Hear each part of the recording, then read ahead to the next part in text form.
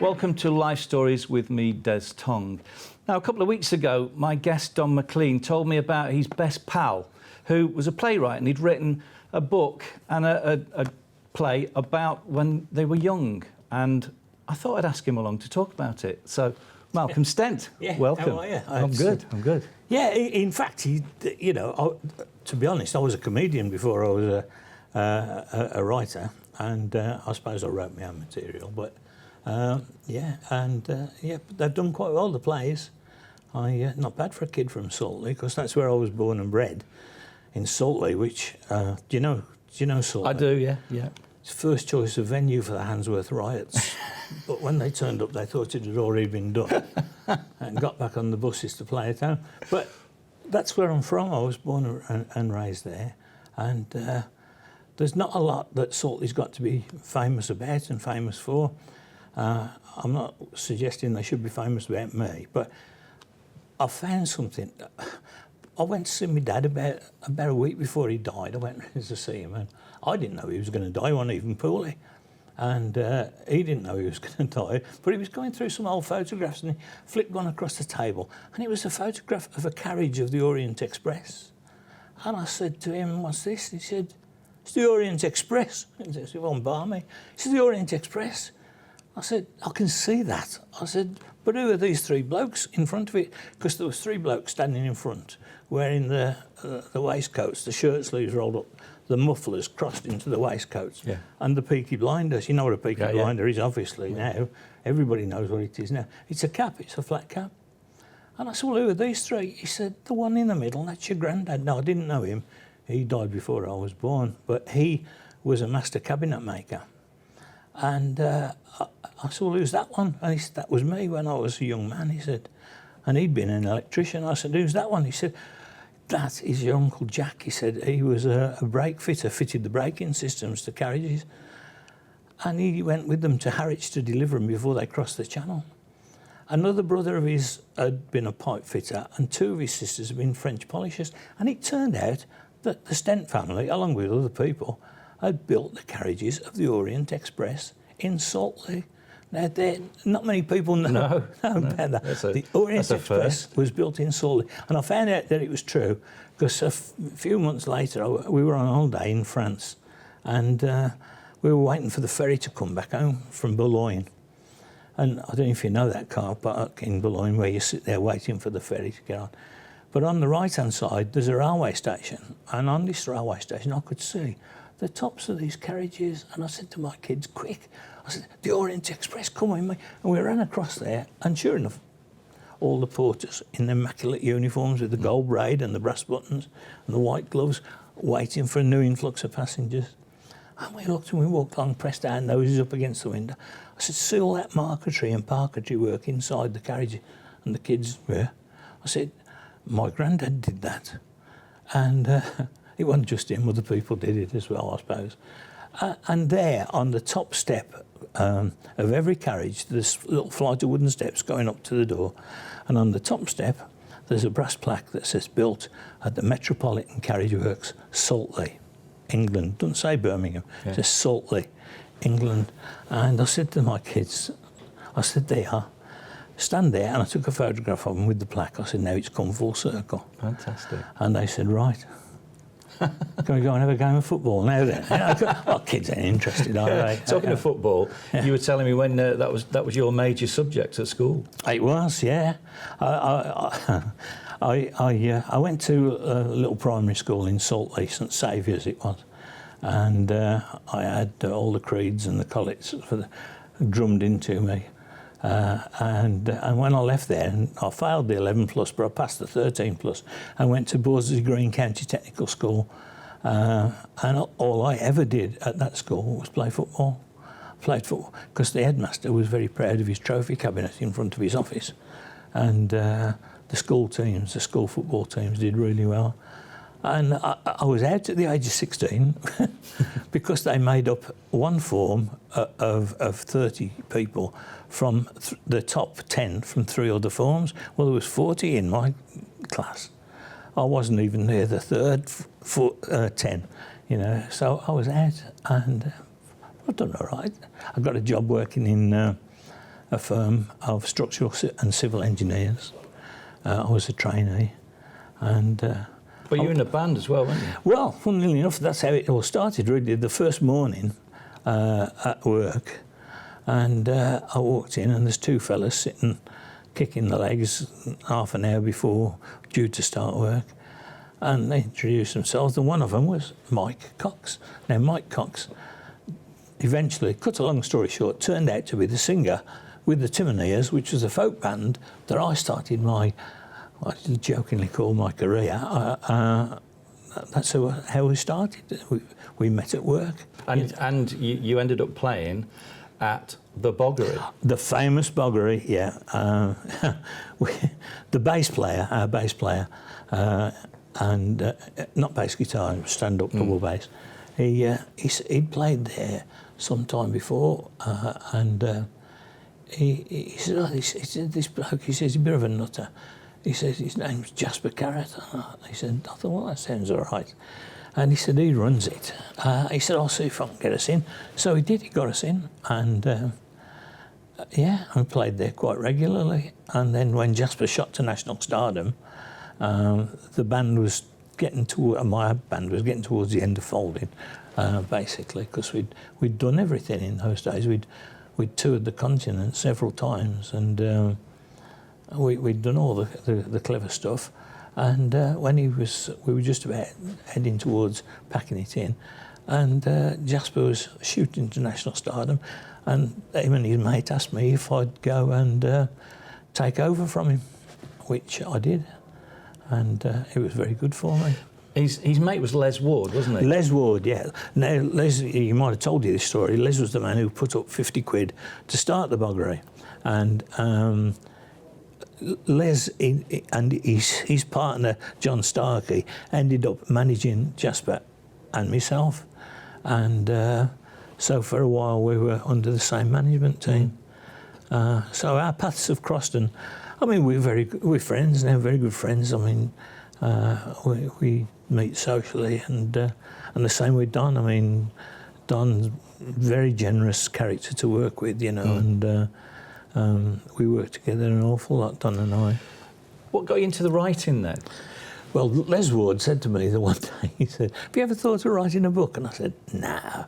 Jasper had written a book. I think it was something to do with a Labrador. I can't remember what it was, but it was a book anyway. And he said, about your memories when you were a kid, because a lot of my comedy or a lot of my routines was about where I come from and about the background. And he said, I reckon you'd really do well. And I said, he said, give it a go. So I wrote a couple of chapters, and I couldn't stop. And it was amazing because I couldn't type. So I wrote everything out in block capitals because I was a draftsman. I had been a draftsman. Block capitals easier than joined up. And it was published, and it did ever so well. Couldn't believe it. But it was such a cathartic, is that a word? Yeah, it is. Cathartic. It was such a cathartic experience because it got a lot out of me that I'd forgotten about that was locked in there, you know. Some of the characters that lived round about by us, you know. Yeah. And in those days, everybody had a nickname. You know? There was a bloke who owned the furniture shop on the corner of our road, who was known as Humpy Jackson. And he wasn't really, he was just, when a customer came in, he'd go like this and he'd crab his way over to him. He was known as Humpy Jackson. But they all, you know, I come from really the background, like where you come from in Manchester, was probably exactly the same sort of the same sort of back streets, and everybody knew each other. We're all friends. Yeah. I know there's a lot of families involvement in it as well, wasn't there? Yeah. Well, Go and Play at Your Own End eventually became a stage play with songs. You are. This is another coincidence. Harvey Andrews, who was from Birmingham, he lives out in Shropshire now. Harvey Andrews, singer-songwriter. Harvey sent me a copy the one day when I was writing the play. I was writing the scene where my mum and dad have this blazing row because my dad wasn't very ambitious, but my mum was, and she wanted him. She said, "You could be a foreman if you thought about it." They were having this row, And I was writing that scene about him having this row. And the postman shoved something through the front door. I went to see what it was. And it was a CD, and Harvey had sent me his latest album of songs. And I thought, I'll put this on while I'm working, and I put it on. And this song started playing called I Was Never Noticed, and it was about his dad at work, and never noticed. I'm going to stop you there. We're going to take a break, and we'll be back with Malcolm Stent in a few minutes.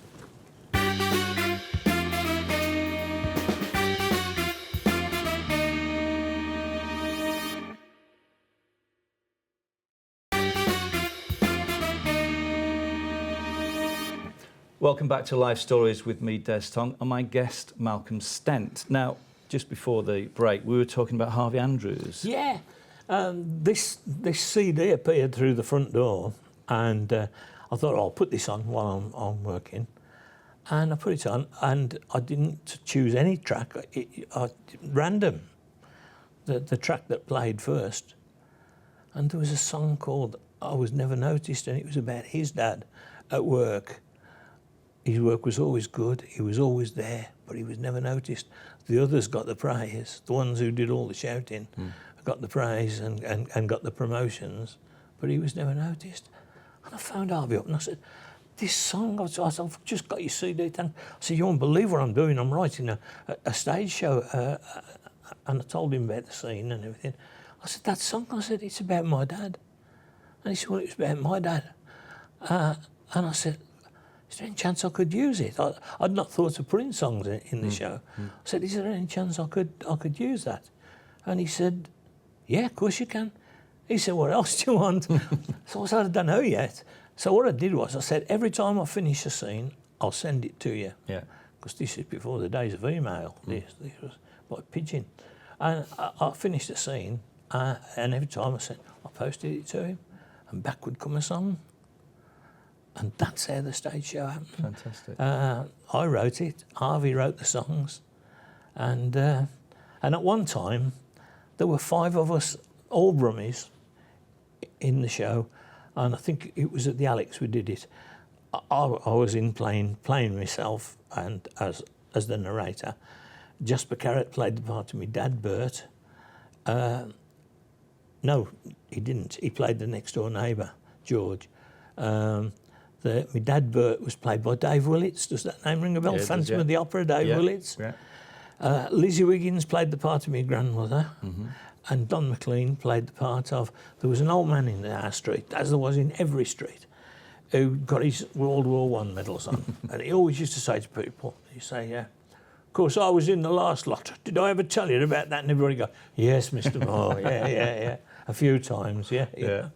And he was the character in the street, and Don played him to perfection. And he's still doing it now in the latest of our escapades, which I'll tell you about in a second. But, 27 consecutive pantomimes. Yes. In fact, I've done more pantomimes than that, but it's 27 consecutive ones that I write it, I direct them, and I'm in them, which makes me a bit of a smart ass. But, 27 at Solihull. It's called the Core Theatre now. It was the Library Theatre once, then it became Solihull Arts Complex, but now it's called the Core. I could tell you what. No, forgive me for that. I slipped that one. Anyway, but it's called the Core, and and I love it. You know, it's Christmas is a fabulous time of the year, and I know for some people it's not, and I know for some people it's sad, but I like them people, even if they've not. People say to me, "Oh, we can't. We'd love to come to your panto, but we've got no kids." Don't bring kids; they only spoil it. You know. You come and have a good time with us, and become a child again yourself, because that's what it's about. Yeah. And I was in Dorset one day. I've been working down there, and only in a village, and I went to this pub and I ordered a drink, and the young barman said to me, he said, "You're Malcolm Stent?" I said, "Yeah, that's right." I said, "How do you know that?" He said, "I come from Solihull." He said, and it's our Christmas tradition every year to come to your panto. I said, well, how old are you now? And he said he was something like 20. And he said, but I've been coming since I was about 5. He said, and it's lovely, and I get letters from families, and I had a letter one year from a family, and the dad had written a letter, and he said, 4 generations of our family all came to see the show together. He said, and we all enjoyed it for different reasons. Yeah, that's brilliant. And So you were telling me as well that you involve young, you know, people from stage schools. What we do, we like to give youngsters who are starting out work. We don't give amateurs. We don't have amateurs in the show, because I honestly believe if a young person has taken their talent in both hands and are going for it, they deserve a bit of help. If you're an amateur, which there's nothing wrong with being an amateur, but if you are an amateur performer, what you're doing is hedging your bets. You're saying, oh well, I'd like to give it a try, but I'll get paid for doing the entertaining, but I'll still keep my day job. You know, well, that's hedging your bets, that is, and it's heartbreaking sometimes, because every year we get 300 to 400 applications from youngsters who've left school, gone for 3 years to university or college for the performing arts, and come out, and there's no work. There's no work. Television has killed off the theatre in a lot of ways. And so, you know, these youngsters come, and we have them in the dance ensemble, and stunning, absolutely stunning young people, and it's great having them around, because the energy that they provide, you know, and and all the rest, the principal parts, are all taken by professionals. They're all pros, and people who deserve to be there just for the fact that they're still at it and still. You were going to mention before, and I want you to mention it now, about Brummagem Pals. Right. Okay. Oh yeah. This is our latest escapade. Brummagem Pals. Brummagem, for a start. Everybody might not know what Brummagem is. Brummagem is a nickname for Birmingham, and it comes from the fact that Hatton Garden in London, the jewellery quarter in Hatton Garden, used to decry Birmingham's jewellery quarter and say whatever came out of Birmingham's jewellery quarter was second rate. It was not as good as Hatton Garden, and they called them Brummagems. And us Brummies thought, hey, that's all right, we can use that. Call it Brummagem. Yeah, up yours, London. And so that's what happened. And Brummagem Pals is about 2 young boys in the First World War who join underage. They join a Pals battalion. Pals battalions in the First World War were the idea of Lord Kitchener, who thought it would be very clever, because he'd get more people to join up if they could all join up with the pals, their friends. So they joined up from the same office, the same football club, the same school, the same church, whatever, and they could join up with their pals and they'd fight better.